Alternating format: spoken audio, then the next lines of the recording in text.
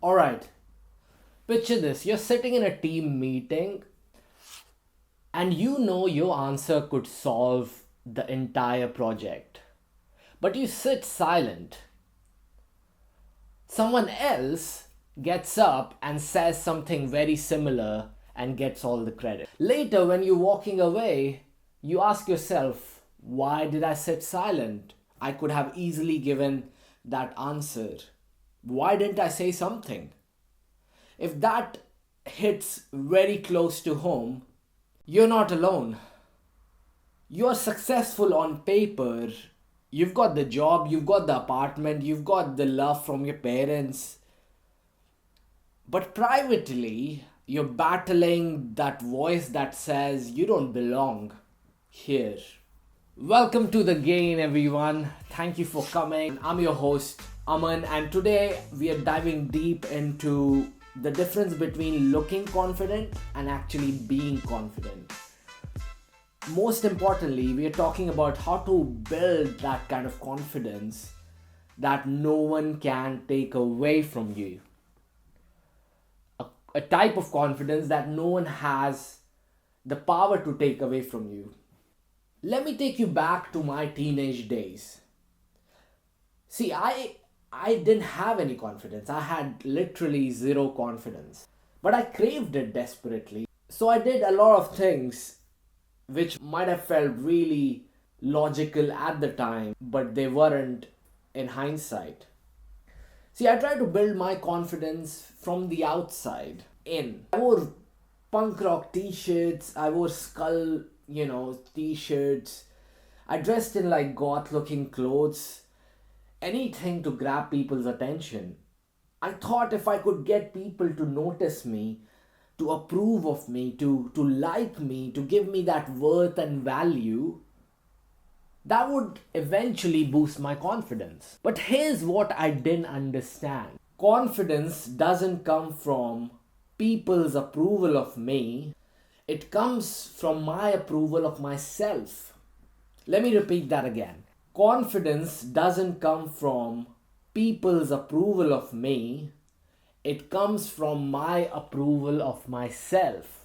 But I was addicted to the hit. Every compliment, every nod, every cool t shirt was like giving me that kick, like a drug, that, I had the confidence. I could do it. I could take over the world. But that dopamine that was making me feel that eventually wore off. I needed more. I needed bigger reactions. I needed more validation. And I needed it all. And I was kind of exhausting from performing for approval. See, after years of this cycle, after years of going back and forth, seeking validation, getting comments, getting all the things, and feeling good for a moment. Then crashing came along where I wore off, where I felt so miserable. I realized something was deeply wrong. I was confused. And this whole validation process was very confusing. And what it meant to my self worth was the question. I didn't realize that confidence is very much related to how I see myself. Confidence is very much related to how I see myself. After a lot of hurt and pain, I realized I wanted to gain real confidence. But how? How can I gain real confidence? See, here's the thing. We don't talk about it enough. We mistake confident people for being lucky. We think they just won some genetic lottery. The reality is, they've worked really hard on themselves. And this is not talked enough. And I'm repeating it again. And that work isn't glamorous. That work isn't Instagrammable in today's world. It's the only thing that actually works. It's hard work, right? It's work. See, the step one of gaining confidence is that you've got to do the work. You've got to do the real work. Not the work of buying the right products or perfecting your looks or your image. the internal work. Let me blow your mind with some science that explains exactly what was happening to teenage me and what might be happening to you right now. See, when you get external validation, likes on Instagram, likes on Facebook, some tweet there, some comment here, the approval of your boss, your brain is releasing dopamine. Dopamine plays a role as a reward center, right? And it affects all your brain chemistry. It affects your memory, it affects your moment, it affects your motivation, your mood, your attention. It feels good. It feels really, really good. But here's the kicker: frequent engagement with social media alters our dopamine pathways, fostering dependency analog to substance addiction. You're literally getting addicted to other people's approval. This isn't just a theory. Studies show that social media has increased numerous indicators of dopamine release, unstable dopamine release, with anxiety in people from the age of 18 to 24 increasing by 57.4% between 2007 and 2018. That's a big number, guys. That's our generation getting hooked on external validation. But here's what really is wild about this whole science backed information. Dopamine affects how the brain decides whether a goal is worth the effort, promoting cognitive effort by biasing the benefit versus the cost. When you're dependent on external validation, your brain literally cannot decide if your goals are worth pursuing unless someone else approves of it. Can you believe you have given your keys to someone else and you're asking them to open the door for you, whereas you can literally take the keys and open the door yourself? Now, the contrast with this internal validation: when you build confidence from within, you're training your brain to generate its own signals. You're not waiting for someone else to tell you you're valuable, you are worthy. You already know that. Research on athletes show that the relationship between pre-event self-efficacy and performance is positive and moderate in magnitude. Athletes who believe in themselves before they perform consistently outperform those who don't. This isn't about talent. It's about internal confidence. Albert Bundra, who basically invented the study of self-efficacy, found that individuals with higher self-efficacy participate more readily and frequently. They put in more effort, they are persisting longer than others, they have enhanced performance. Here's the stat that should make you pause. The relentless pursuit of likes and validation can lead to anxiety, depression, and even low self-esteem. See, with people constantly, perpetually comparing themselves to seemingly perfect lives of other people on the screen is not great.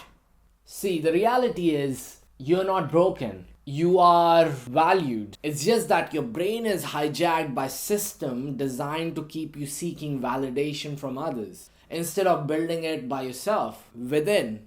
So how do you fix this? How do you fix building confidence internally? Like, what is the reprogramming that needs to be done in our brains for internal confidence? See, here's your step-by-step system for building unshakable confidence. I call it the confidence system, and it has 4 pillars. Pillar number 1, the confidence foundation. See, real confidence comes from competence. It comes from not faking your way into something. You can't fake your way into being confident. You need to actually get good things that matter to you. But here's what most people get wrong. They try to be good at everything. That's impossible and exhausting. Instead, pick Three areas that align with your values and with your mission, with your goals, and commit to building real skill there. For me, it was communication, fitness, and psychology, and understanding psychology. Not because it impressed others, but because they mattered to me. Every small improvement in these areas added to my confidence. Start with one skill, something you've always wanted to get better at. Commit to 30 minutes a day for the next month. Not become an expert, but to prove to yourself that you can stick to your commitments. That's confidence building 101. The self compassion shift. This is where most achievers stumble. You probably are harder on yourself. You think you're not doing enough. You probably think your friend is better than you. The inner critique tells you, you're not working hard now. It's not protecting you. It's kind of self-sabotaging you. See, self-compassion isn't about lowering your standards. No. It's not about changing how you respond to failure. No. When you mess up, and you will many times, instead of beating yourself up, ask, what can I learn from this? How can I do things better the next time? When I started this podcast, the first episodes were terrible, like you wouldn't believe it. Old me would have quit, convinced that I wasn't good enough. But I had learned to treat failures as data, not verdicts, as lessons that I can always learn from. Each bad episode taught me something. That's how you build confidence through setbacks. Pillar number 3. You can't be confident living someone else's life if your goals, your job, your relationships don't align with what you actually value. You always feel like you are pretending to be someone else. Most of your confident issues aren't about capability. They're about authenticity. They're about the real you. You feel like an imposter because you're trying to become someone you're not. Write down 3 things you value the most. Not what you think you should value, but what you actually value and what matters to you the most. Now look at how you spend your time. If there's a huge disconnect, that's why you fell off. When your actions align with your values, confidence becomes natural. You're not performing anymore, you are just being yourself. Pillar number 4. Your brain has a negative bias. It remembers failures more than successes. You need to actively collect evidence for your competence. Start a confidence file. Every time you handle something well, solve a problem. Get positive feedback. Or push through a challenge, write it down. Not for anyone else, but for yourself. When that imposter syndrome kicks in, when the voice starts talking, you have proof that you're capable than what the mind and what the voice is telling you, because you've got the evidence to prove it, because you've done it before. Make it more practical. Do this tonight. Write down 3 things you handled well this week. They don't have to be huge. Maybe you've had a difficult conversation. Maybe you met a deadline despite the obstacles. Maybe you helped a colleague. That's your confidence foundation right there. Look, building internal confidence isn't a one-time thing. It's a daily practice. Some days you will feel unstoppable. Other days you will doubt everything that you've done. That's normal.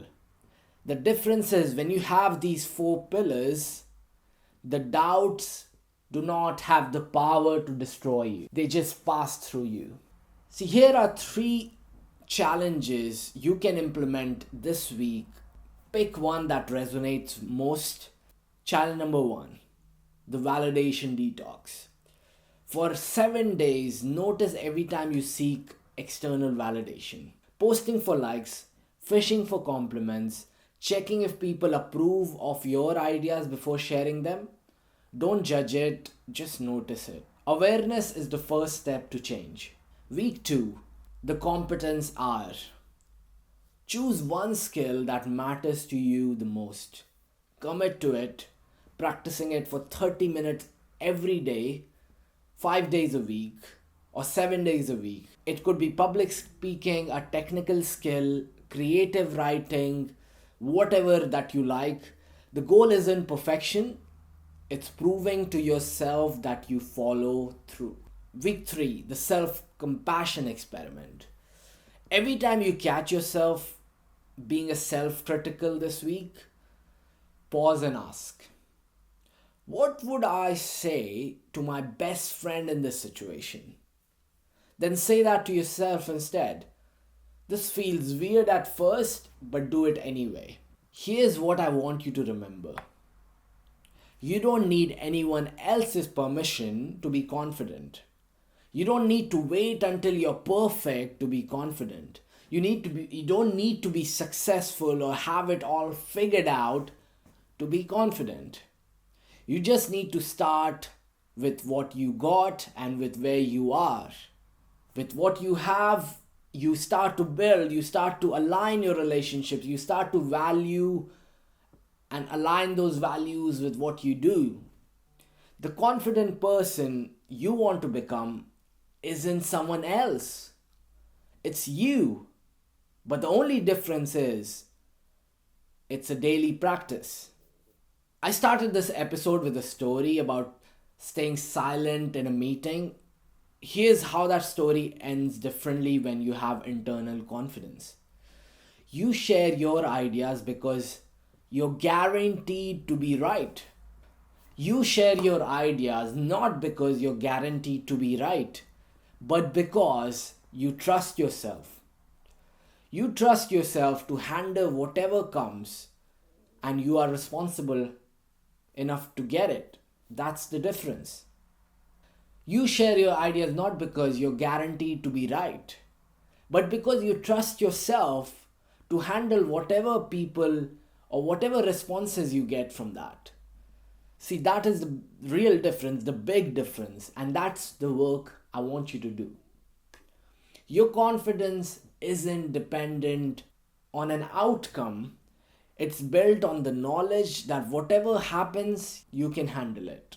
Before you go, I want to leave you with something that can help when your confidence is shattered or you're not feeling confidence, when doubt starts to emerge. You can repeat this to yourself when you're in doubt and when that doubt creeps in. My worth is enough for debate.